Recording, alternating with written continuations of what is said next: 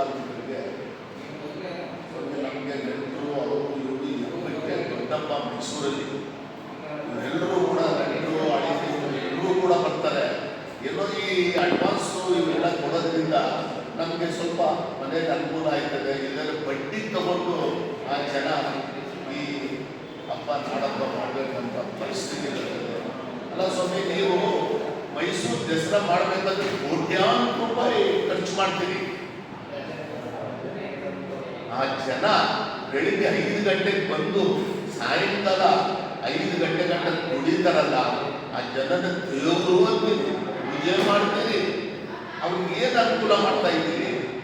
ಆಯ್ತು, ಏನು ಮಾಡ್ತಾವ್ರೆ ಸ್ವಾಮಿ? ನಿಮ್ಮ ಬೀದಿಗಳಲ್ಲಿ ಏನಾದರೂ ಸಯಾಜಿ ರೋಡು ಈ ಕಡೆ ದೊಡ್ಡ ದೊಡ್ಡ ರೋಡ್ಗಳಲ್ಲಿ ಕ್ಲೀನ್ ಮಾಡಿದ್ರೆ MLA ಕಂಪ್ಲೇಂಟ್ ಬಂದಿದೆ.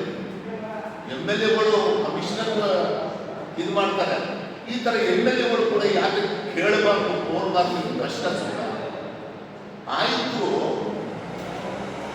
ಏನಾದರೂ ನೀನು ಇಲ್ಲೋದ್ರೆ ಬೆಳಿಗ್ಗೆ 6 ಗಂಟೆಗೆ ಬಂದು ಅವ್ರನ್ನ ಪನಿಷ್ಮೆಂಟ್ ಕೊಡ್ತಾರೆ, ನೀವು ಹಂಗೆ ಮಾಡಬೇಕು ಹಿಂಗೆ ಮಾಡಬೇಕು ಅಂತ.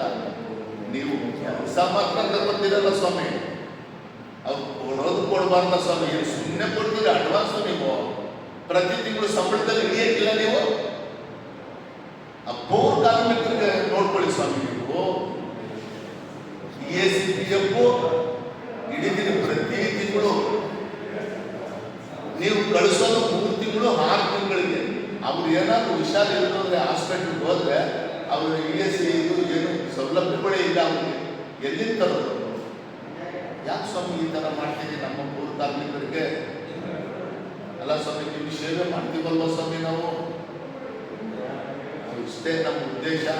ಅವ್ರಿಗೆ ಏನು ಕೊಡಬೇಕು ದಯವಿಟ್ಟು ನಾವು ಕಮಿಷನರ್ಗೆ ಈ ಸಭೆಗೆ ಕೇಳ್ಕೊಳ್ಳೋದು ಏನು ಅಂದರೆ, ಅವ್ರಿಗೆ ಆದಷ್ಟು ಜಲ್ದಿ ಅವ್ರಿಗೆ ಅಡ್ವಾನ್ಸು ಯಾರ್ಯಾರು ನೀಡಬೇಕು ಅದೆಲ್ಲ